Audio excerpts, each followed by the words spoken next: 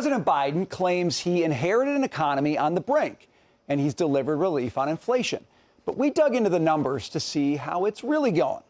Check out energy prices, up 35% since Biden took office. And that, of course, raises the cost of almost everything, like airline fares. They're up 28% under Biden. And with all the frustrating delays and technical problems, it feels like shrinkflation is in the skies. Or take vehicles. New car prices are up 19%. And it actually gets worse once you own the car. Maintenance and repair costs, they're up 28%. Car insurance prices have jumped by 45%. Now, the last two ones here are for you guys. Taylor, infant and toddler apparel prices up 17% under Biden. And Jackie, pet food, sorry to say, up 23%. So that's the real story on where it started and how it's going with inflation under Biden. But joining us now with reaction, former Reagan economic advisor, Art Laffer. Art, good to see you today, sir. I want to get your take on today's, you bet, latest inflation numbers. Art, what do you make of what we saw today with inflation? Well, it's hard to say that inflation is diminishing as the administration currently says it is. And it's just hard to say that. For example, this month's number, if you look at it, the core is right up at the very top of the last 12 months showing for a monthly number.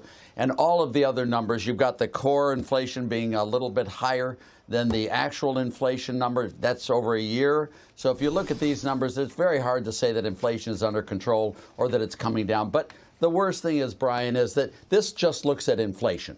What you have been talking about earlier was prices. People don't shop on inflation. People shop on prices. And when you look at prices, I think they're up, what is it, since Biden took office, about 18%, 19%, something like that. That's a very large increase, and there's no sense, no semblance that those prices are ever going to come back down again. If they may just go at a slower rate higher, but they're rising, but just at a slower rate, if anything. Yeah, the deceleration often that we talk about here, Art. I think it was interesting that after the report, the odds for a rate cut in June went down because people are seeing that this report felt hotter than expected. And then Jamie Dimon, the head of JP Morgan Chase, comes out and says that maybe that the Fed should hold off on all rate cuts, maybe until at least the second half of the year. They should be more data dependent. How are you thinking about that? Well, I very much worry about how the Fed appears if they're going to be doing rate cuts during the election cycle. That's just not the type of situation you want the U.S. to be in. I don't see, if they believe that higher rates really do bring inflation down, they should be loath to bring down interest rates at this present time. And if they're going to do it, they should do it right away, not wait until the political season is in. And then it looks like a political hack job rather than something good and professional and economic. Our Congressman Byron Donalds was on with your good friend Larry Kudlow yesterday. I want to listen to this soundbite and react on the other side. The president's budget is a stupid document. It's not going to help the American economy. It's not going to help the American people. Let me also add this. If you're looking at the way he wants to raise taxes, who you are going to squeeze more are young people in our country, minorities in our country, who are trying to find ways to build generational wealth. They are trying to find ways to actually raise a pot of money, build equity, and pass that on to the next generation.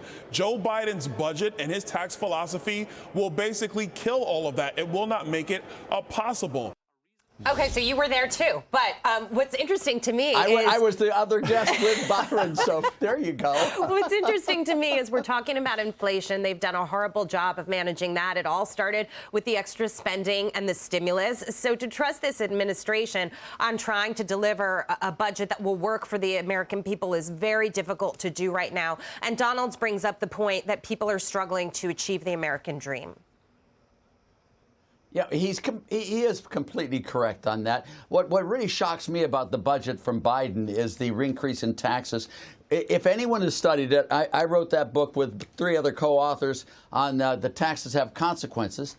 And the thing you find is the history of the U.S. income taxes. Every time we've raised tax rates on the rich, every single time, revenues from the rich have come down. The economy has underperformed. And the biggest damage was done to the poor, the minorities, the disenfranchised, the lowest people on the economic ladder.